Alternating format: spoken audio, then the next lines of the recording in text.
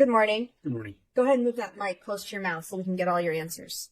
State your name and spell your last name, please. Andy Crnich, Crnich. Where do you work? Summit County Sheriff's Office. What's your role there? I am a sergeant on patrol. And what about back in 2022? What was your role? First, let's talk about the Sheriff's Office. What were you doing for them in 2022? In 2022, I was a sergeant working in the jail. And back in 2022, did you have other first responder roles or other jobs that you did? Yes, I also worked for the Summit County the South Summit Fire Department as a volunteer fire. What do you do as a volunteer fireman for South Summit? I respond to emergencies through the fire department and assist on medical calls. So, were you working on March 4th of 2022? I was. What capacity were you working in on that day? I responded as a on-call firefighter to assist medical. And did you respond to the home at 282 Willow Court? I did.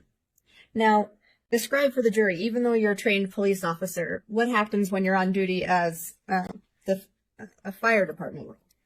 In the fire department role, we're trained in numerous different things as first responders. I also recently had quit working for South Summit EMS as a advanced EMT. So we assist with whatever needs fire department needs. At that time, I assisted with the CPR efforts of the individual. But it's fair to say that when you get called to a scene in your EMS role, you don't mix that with your law enforcement role. Correct. You stay in that lane for that call. Correct. So what were your responsibilities? Just highlight that for the jury when you arrived at the scene that night. When I arrived that night, EMS had arrived before I had. I asked what they needed and they asked me to take over airway. At some point during your responsibilities there, were you asked to look for medications? I was. If we could please show the witness Exhibit 1-5S. He has it. Do you recognize this? Yes. What is it? That is the bedroom where we were working on the individual, and it shows me reaching into the nightstand. Is that photo a fair and accurate representation of you on that night? Yes. We'll move to admit Exhibit 1-5S. I just need to clarify, is there a second photo that's on this? Are there two photos? Because the one I have has two photos. And this may be a later one or an earlier one. Is sure can I forgive me? Is this the 1 through 5 series? No, it's different. Different number. There are two pictures. No objection. As long as both pictures come in, no objection. Sure. Okay. Scott, will you go back to picture number 1? Publish. Just make sure the jury sees both photographs in 1-5S, which has been admitted. And that's the exhibit you just looked at. Yes. And describe for the jury, where are you in this photo? I'm the one wearing red next to the bed, where I just turned around from retrieving that bottle from the nightstand. Scott, if we could go back to the first image, please. And what does this image show? I believe that's where I was searching the nightstand drawers for any type of medications. And you were asked to search, right? Correct. Who told you to look for medications? I believe it was Margie Offert, who was the EMT on scene running the scenario, or not scenario, but the scene. And Scott, if we could go to the next image. And you pulled something out of that nightstand, right? Yes. If we could show the witness Exhibit 1-8, please. This has already been admitted. We can publish it to the jury. Do you recognize this? Yes. What is that? That is the pill bottle that I found in the nightstand. Just a moment. Sir, those are all my questions for the defense. May have some as well. Thank you. Thank you.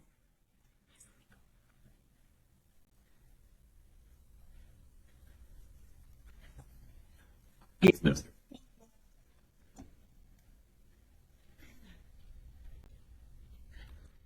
Good morning, officer. Good morning.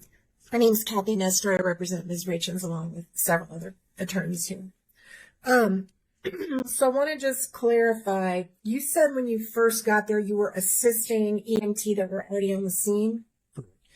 And someone was already doing CPR on Mr. Richins when you arrived in the room? I believe when I arrived, they were just hooking up the Lucas machine, which is a machine that does CPR or chest compressions. Okay, so there was not a human doing compressions before they hooked up the Lucas machine? I do not recall if they were doing it and stopped to hook up the machine or if they were actually in the process of hooking it up. And the individual, before they hooked up the machine, can you describe, besides Ms. Offred, who was around the body? I believe there was my partner firefighter that was there next to them and the other EMT that was on scene, but I do not recall who that was. Can you describe their build for me? Medium build males? Both males. Yes. Thank you. You took over the airway, so you had to just clear an airway so they could get oxygen to them? Correct. So my job was to deliver oxygen to him. So did you put a tube down his throat? Yes, I did. And when you put the tube down his throat, was there any blood on his face before you did that? Not that I can remember now. Okay, great. And after you put the tube down his throat, did you see blood come out of his mouth? Shortly after, there was blood that showed up in the tube and coming out of his mouth. How far down does the tube go that you insert into his throat? Sits on top of the larynx. So down to about where that's your voice box, right? Sorry. Yes, correct. That Great. Okay. Right. So have you seen that before where when you insert a tube into someone's throat, it can cause there to be bleeding in their throat? Not usually, but yes, I have seen that before. Okay, great. So then they're doing the CPR, and you were asked by Ms. Offred, who we just heard from, Margie, to check the nightstand for any medication. Is that right? Yes. And I noticed, can you pull up, please, Exhibit 15S, which has already been admitted, Your Honor. Can we please publish? I noticed you went to the bedstand on the nightstand on that side of the bed, right? Correct. So is your understanding that was the side of the bed that Mr. Richins had been on? Yes. Right. And you were pulling out a drawer. Is it the bottom drawer or the top drawer? Do you remember? I believe there was only one drawer, but I am not sure. I'd like to show you now exhibit, and this is not admitted yet, so if we could take down the publication and just let the witnessing counsel see exhibit 14S. Is that the nightstand you pulled the pill out of? That looks like the nightstand, yes. Okay.